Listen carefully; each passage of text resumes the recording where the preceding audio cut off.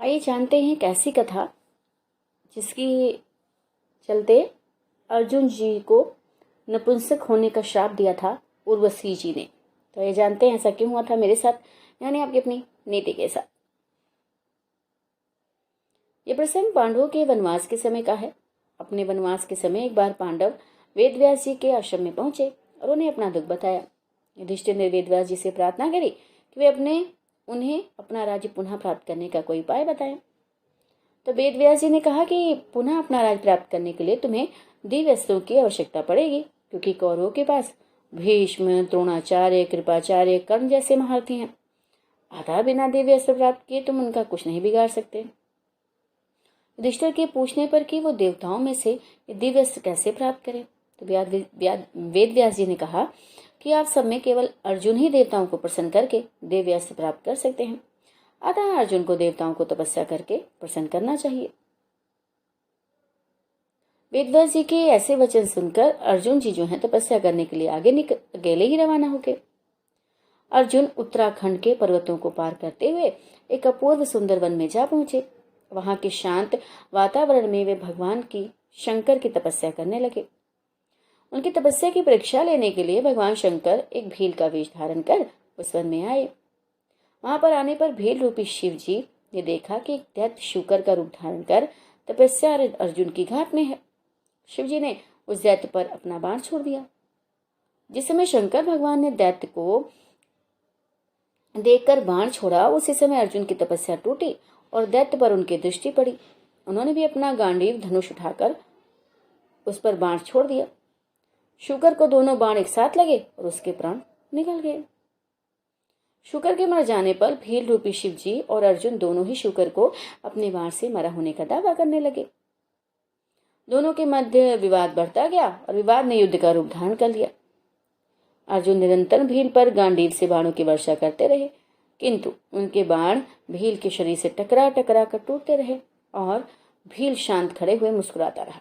अंत में उनकी तरकश के सारे बाण समाप्त हो गए और इस पर अर्जुन ने भील पर अपनी तलवार से आक्रमण कर दिया। अर्जुन की तलवार भी भील के शरीर से टकराकर दो टुकड़े हो गई। अब अर्जुन क्रोधित होकर भील से मल्लयुद्ध करने लगे। मल्लयुद्ध में भी अर्जुन भील के प्रहार से मूर्छित हो गए। थोड़ी देर पश्चात जब अर्जुन की मूर्छा टूटी तो उन्होंने देखा कि भील अब भी वहीं खड़े मुस्कुरा रहे हैं। भील की शक्ति देखकर अर्जुन को अत्यंत आश्चर्य हुआ और उन्होंने भील को मारने की शक्ति प्राप्त करने के लिए शिव मूर्ति पर पुष्पमाला डाली, किंतु अर्जुन ने देखा कि माला शिव मूर्ति पर पड़ने के स्थान पर भील के कंठ में चली गई। इससे अर्जुन समझ गए भगवान शंकर ही भील का रूप धारण करके वहां उपस्थित हुए हैं। अर्जुन शंकर जी के चरणों में गिर पड़े।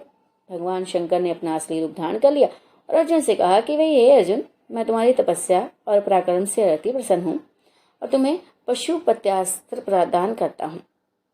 भगवान शंकर अर्जुन को पशुपत्य अस्त्र प्रदान कर अंतर्ध्यान हो गए। उसके पश्चात वहां पर वरुण, यम, कुबेर, गंधर्व और इंद्र अपने अपने वाहनों पर सवार होकर आ गए।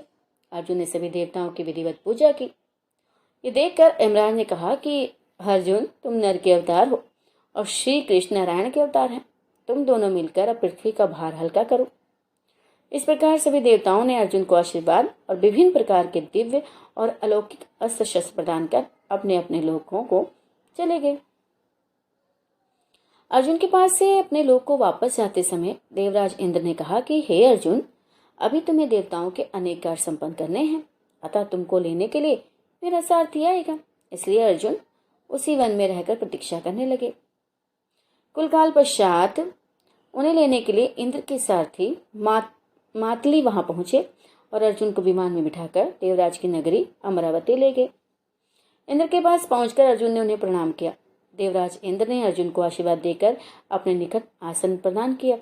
अमरावती में रहकर अर्जुन ने देवताओं से प्राप्त हुए दिव्य और अलौकिक अस्त्र शस्त्रों की प्रयोग विधि सीखा और उन अस्त्र शस्त्रों को चलाने का अभ्यास करके उन पर महारत प्राप्त कर लिया। फिर एक दिन इंद्र अर्जुन से बोले कि वत्स, तुम चित्रसेन नामक गंधर्व से संगीत और नृत्य की कला सीख लो। चित्रसेन ने इंद्र का आदेश पाकर अर्जुन को संगीत और नृत्य की कला में निपुण कर दिया। एक दिन जब चित्रसेन अर्जुन को संगीत और नृत्य की शिक्षा दे रहे थे, वहां पर इंद्र की अप्सरा उर्वशी आई और अर्जुन पर मोहित हो गई। अवसर पाकर उर्वशी ने अर्जुन से कहा कि हे अर्जुन, आपको देखकर मेरी काम वासना जागृत हो गई है, अतः आप कृपया मेरे साथ विवाह करके मेरी काम वासना को शांत करें। वही उर्वशी के वचन सुनकर अर्जुन बोले कि हे देवी, हमारे पूर्वज ने आपसे विवाह करके हमारे वंश का गौरव बढ़ाया था, अतः पूर्व वंश की जननी होने के नाते आप हमारी माता के तुल्य हैं।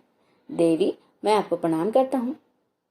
अर्जुन की बातों से उर्वशी के मन में बड़ा क्षोभ उत्पन्न हुआ और उससे ने अर्जुन से कहा कि तुमने नपुंसकों के जैसे वचन कहे हैं, अतः मैं तुम्हें श्राप देती हूँ कि तुम 1 वर्ष तक पुंसविहीन रहोगे। इतना कहकर उर्वशी वहां से चली गई। भाई जब इंद्र को इस घटना के विषय में ज्ञात हुआ तो वह अर्जुन से बोले कि बस तुमने जो व्यवहार किया है ना, तुम्हारी योग्य था।